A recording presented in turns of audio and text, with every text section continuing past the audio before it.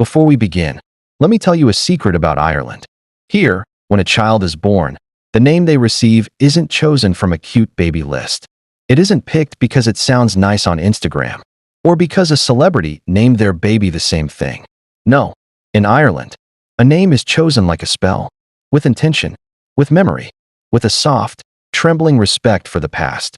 Some families say the name comes before the birth, not because they planned it, but because the child whispered it to them in a dream, or in a feeling they couldn't explain. So if you've ever wondered why Irish names look ancient, why they sound like wind slipping between old stones, why they feel like stories instead of syllables, let me show you. Let's step into the quiet world where names have souls. Chapter 1. Where names carry echoes. In Ireland, a name isn't something you simply wear.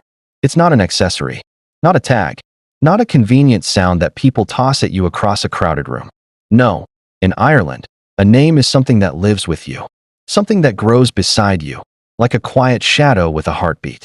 Every Irish name carries the echo of a poem told long before you ever opened your eyes. A whisper from a time before memory, a story you were born into without asking. Like inheriting a piece of dawn, a name here is stitched with memory. Not just your own, but the memories of people who came before you. Family who crossed oceans.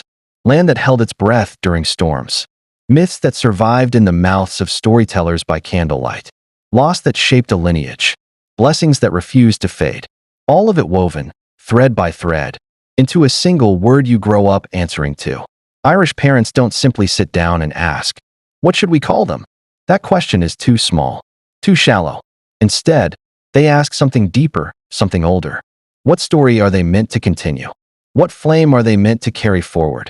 What part of our history wants to live again through this child? Because in Ireland, names are tiny time travelers. They wander across generations, passing through hands like heirlooms. They carry battles survived, loves remembered, tragedies mourned, hopes reborn. A name might once have belonged to a warrior, a poet, a grandmother who laughed with her whole face, a child who was loved fiercely but lived briefly, a dream someone held on to when the world tried to take everything else away. Names here don't float like ordinary labels. They anchor. They root you in soil richer than the eye can see. They remind you that you're part of something vast, a living library of souls and stories. Ask an Irish person about their name, and you'll often see a small, quiet smile tug at the corner of their mouth. Not because they think the story is extraordinary, but because they know it's theirs. Because they're remembering someone else who once carried that same collection of letters. Someone whose footsteps they still feel echoing faintly behind them. In Ireland, you never truly walk alone. Your name walks with you. It walks ahead of you, softening paths. It walks behind you, guarding your steps. It lingers on your shoulders like a gentle hand saying, "I'm here. You belong to something." A name, here, is a companion. A living echo that turns every introduction into a continuation. A reminder that long before you spoke, long before you dreamed, someone whispered your name into the wind and hoped it would one day find you. Chapter 2. The music hidden in the letters. Let's be honest. Irish spellings can look like someone grabbed a handful of Celtic runes, shook them like dice, tossed them onto a page, and then said, "Yep, that's how you spell it. Good luck, world." But that's the secret charm. That's the quiet magic. Because Irish names aren't designed to play nicely with English rules. They were never meant to. They belong to an older tongue, an older rhythm. A language shaped by mist rolling over green hills. By river currents whispering their way through valleys.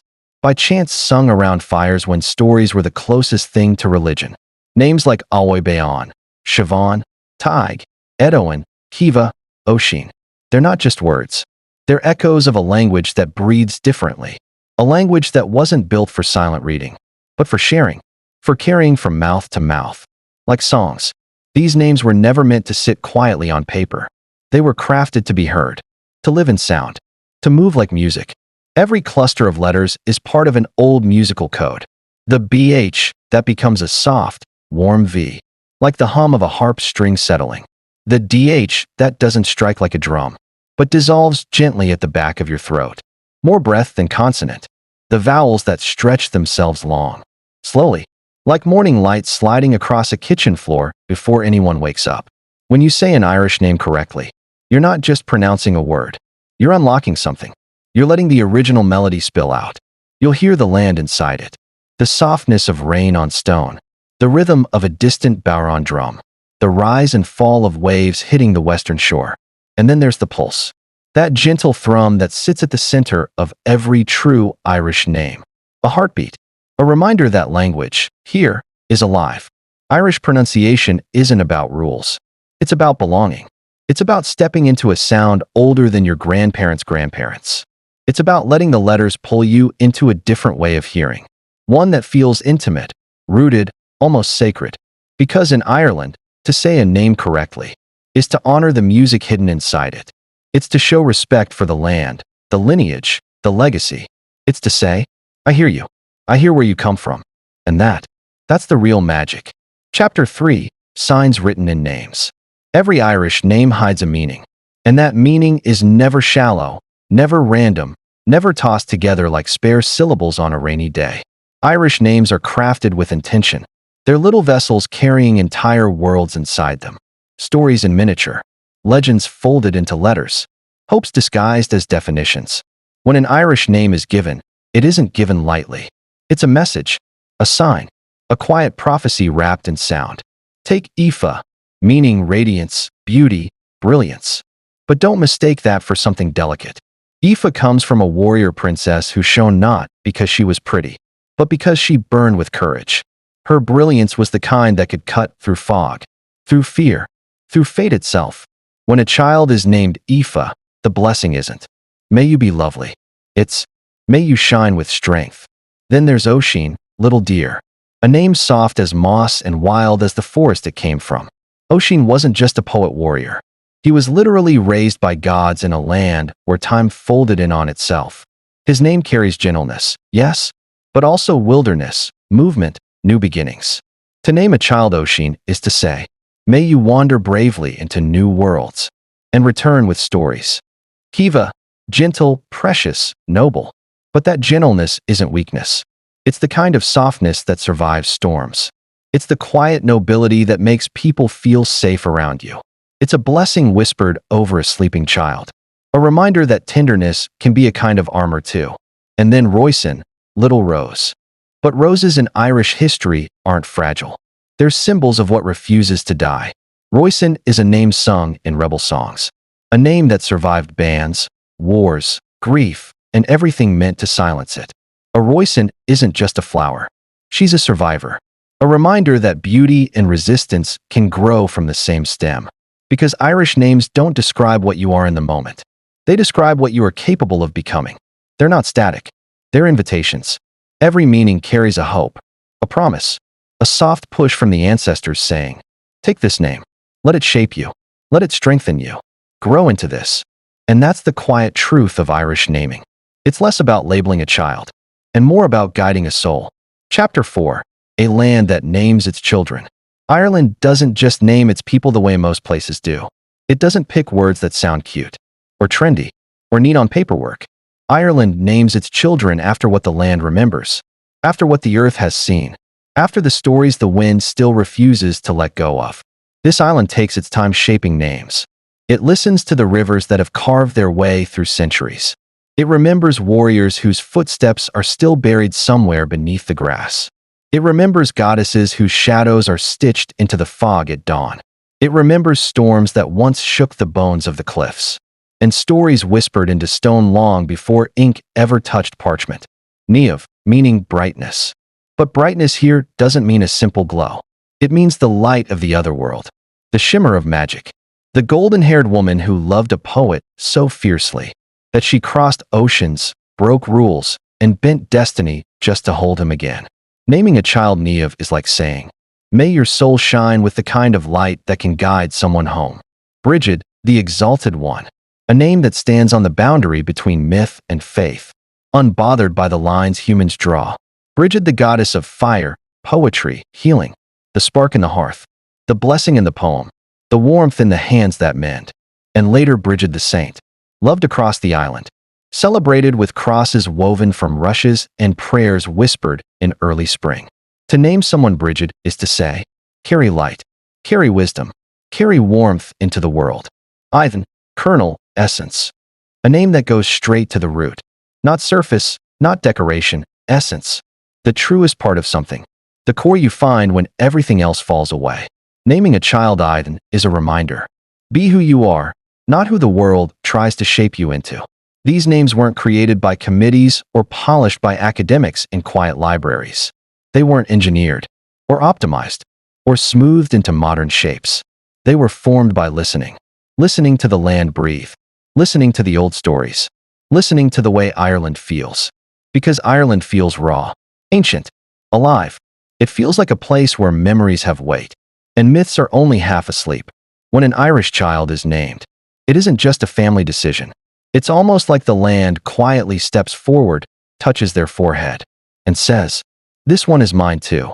It claims them in its own soft way, through meaning, through story, through sound. Here, a name is more than a word. It's a home the land builds inside you. Chapter 5. The Weight of Ancestry. Irish naming traditions have one quiet, powerful rule. Names circle back. They don't move in a straight line, neat and tidy. They move in loops, in spirals, in gentle returns. Like the way seasons come back around. Or the way certain songs find you again when you need them most. A grandparent's name reappears. A name that once belonged to a lost sibling rises softly through the years. A great-great-grandfather's name, nearly forgotten, returns like a familiar wind. Not loud, not demanding, just present, tender, inevitable. In Ireland, names aren't given to replace someone. That idea feels too harsh, too inaccurate. No, names are given to continue them, to keep their footsteps echoing a little longer, to let their story breathe again in a new body, a new time. If a child is named after someone who suffered, the intention isn't to pass down the pain. It's to pass down the chance for healing, to give the old wound a new beginning, to say, may you walk a gentler path than they did. May you finish what they couldn't. If a child is named after someone strong, they receive more than a memory. They inherit a silent expectation of resilience, a subtle blessing wrapped in responsibility, a reminder woven into every introduction. You come from strength. Stand like it. Sometimes the name is chosen to honor love.